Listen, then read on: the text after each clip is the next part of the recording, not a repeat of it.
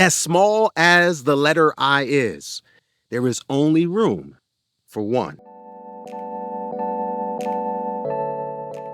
Grace and peace, everybody. Welcome to part 2 of our 5-part series. As we look at how the journey begins now with this confrontation between Moses and Aaron and Pharaoh, it doesn't start too well. In fact, it's a rough start, but God already gave the assurance because of the insurance of his power. With this in mind, look at how Moses has to struggle like we do to believe enough to say, not I, but Christ.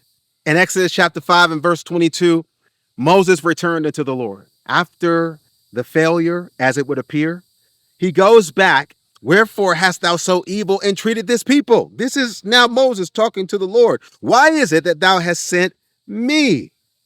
He's focusing on himself.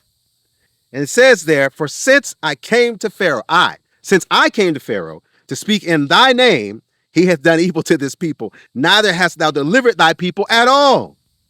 Look at Moses. Now, don't get too hard on him because it's exactly what we do. We meet a situation, we have a challenge, and we will blame God, not just for the things that he's called us to do. We will blame God for the messes that we've made. We get in jams. We're in tight spots. And we'll turn to God and say, why did you do this? Well, number one, I'm so grateful that God is not emotional. I'm so glad that God has the sense and the compassion to look beyond our faults and see our needs. And what Moses needed in this I situation is he was looking at, I'm doing this, I'm doing that, and you're not doing this, and you're not doing that. God reminds him of the only I he needs to be focused on. God reminds him of the only I that he needs to be focused on. And it is the I am. And when the I am speaks, he says, the Lord said unto Moses, now shalt thou see what I will do. Now, if you want to start keeping count, there it is. I will do to Pharaoh. He doesn't say we. God says, I will do. For with a strong hand shall he let them go. And with a strong hand shall he drive them out of his land.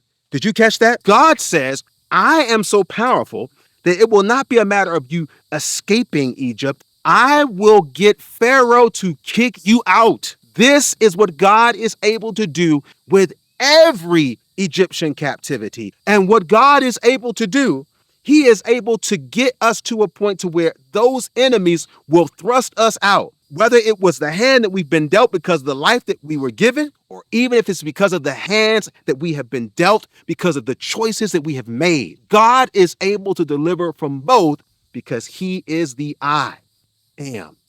The I am continues where he says, he speaks to Moses and he speaks to us. He says, I am the Lord.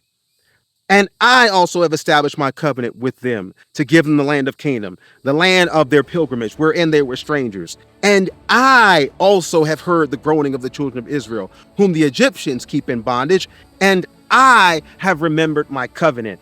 God says, I've remembered my covenant, and I haven't forgotten my covenant any more than I've forgotten who I am, even though Moses has. And even though we do, we've got to remember the promise. And the promise is based in the power of God. And you can know how powerful God is in your life by the passion he has for us, and that he loved you so much that he gave you Jesus. Now, if God was willing to give you Jesus, why do you think he would give you anything less than victory?